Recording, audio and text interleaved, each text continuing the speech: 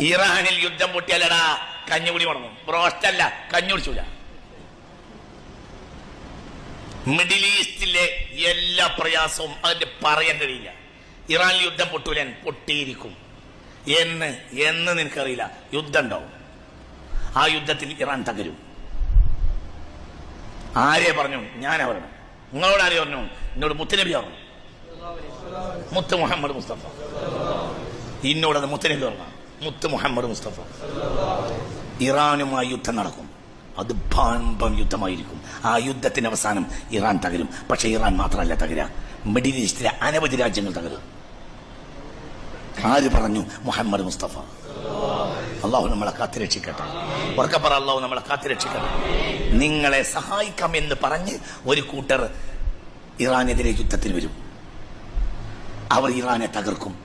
സുമ്മയഖ്ദിറൂന, പിന്നെ അവർ നിങ്ങളെ ചതിക്കും എന്ന് മുഹമ്മദ് മുസ്തഫ. മനസ്സിലായോ പറഞ്ഞത്?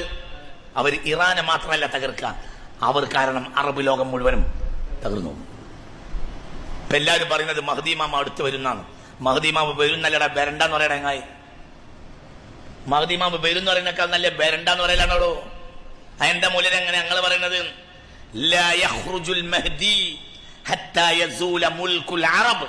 അറബ് ലോകത്തിന്റെ മുഴുവനും അധികാര രാജ്യങ്ങൾ നഷ്ടപ്പെടാതെ മഹ്ദി പുറത്തു വരികയില്ലെന്ന് മുഹമ്മദ് മുസ്തഫ. ബേരണ്ടോ ബേരണ്ടേ പറ. നമ്മളിങ്ങനെ ബ്രോസ്റ്റൊക്കെ തിന്നിങ്ങനെ ഉഷാറായിട്ട് ഇങ്ങനെ നമ്മളും നമ്മളെ പെണ്ണുങ്ങളും കല്യാണത്തിൽ ഇങ്ങനെ ഉടുത്തും മാറ്റി ഇങ്ങനെ നടക്കുന്നതിന്റെ ഇടയിൽ മഹ്ദി അസ്സലാമു അലൈക്കും എന്ന് പറഞ്ഞിട്ട് വരിക. അവിടുന്ന് കൊയലിൽ പെട്ടി ഇങ്ങനെ ഡയക്കുക. മഹ്ദി ഇങ്ങനെ വരിക. പോയടപ്പോ നോക്കിയിട്ട് ലാ യഖ്റുജുൽ മഹ്ദി, മഹ്ദി പുറത്തു വരികയില്ല.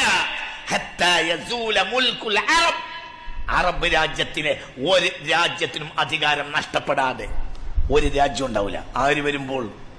മഹ്ദി വരുമ്പോൾ എന്ന് മുഹമ്മദ് മുസ്തഫ. ഞാൻ പറയല്ലടാ.